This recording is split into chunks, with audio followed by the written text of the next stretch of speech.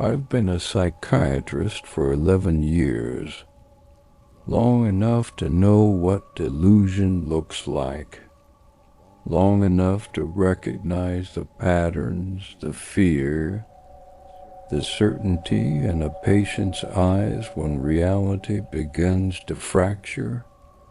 I've sat across from people who believed the news was speaking directly to them. People convinced their families had been replaced by perfect copies. People certain they were the only real person left in a world of actors and puppets. I listened. I nodded.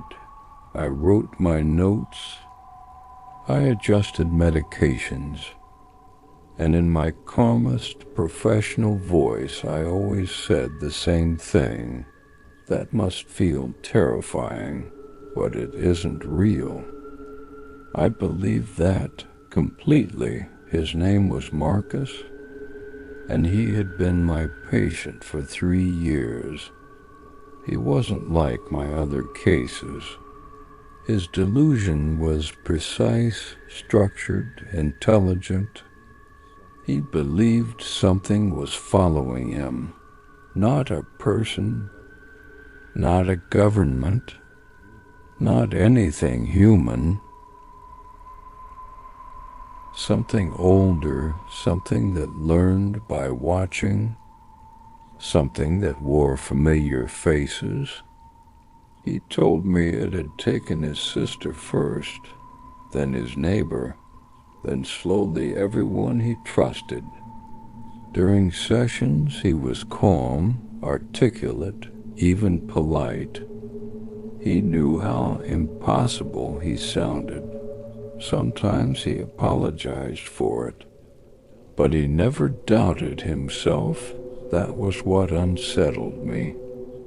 He always had an answer, every logical explanation I offered, every clinical challenge, every rational argument. He dismantled them patiently, as if he were waiting for me to understand something obvious. I told my colleagues he was the most difficult case of my career. 4 months ago, he stopped coming.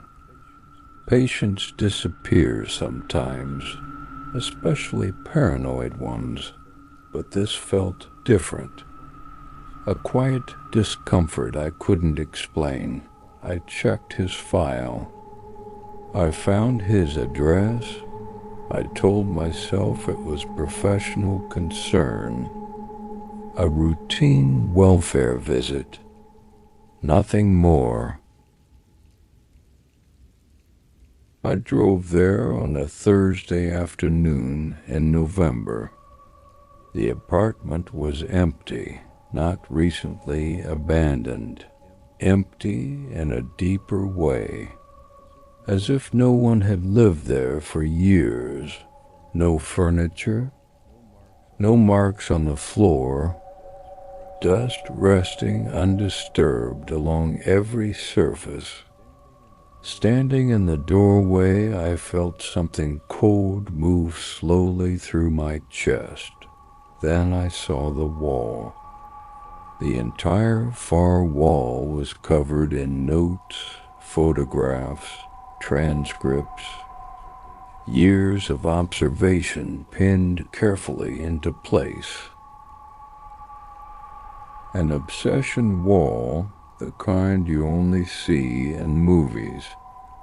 I forced myself to look at the center, the photograph there was of me, clear, well lit, taken from across my office desk. At a patient's eye level, me sitting in my chair, the chair my patient's face, beneath the photograph, and Marcus's handwriting. It thinks it's the one asking the questions.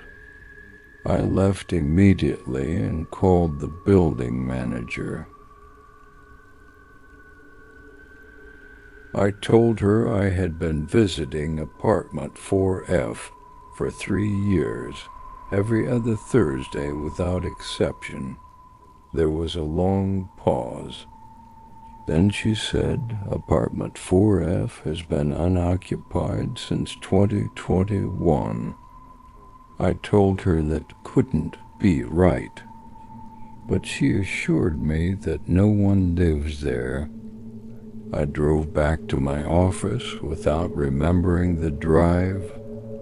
I sat in my chair, opened the filing cabinet, and found the folder labeled Marcus. I hesitated before opening it. Inside was a single page, an intake form written in my own handwriting, patient name, my name. Presenting concern, 3 words, does not know. My hands started shaking. I turned the page over, another note. Also mine, dated last Thursday, returning to the site again. 3 years and still no recognition. The delusion remains stable. He believes completely. He now refers to herself in the third person during sessions only. Progress. I set the paper down slowly. I looked at my hands, and I thought about Marcus, patient, observant Marcus, sitting across from me for 3 years, watching, waiting, treating me. And finally, I understood what he had been trying to cure.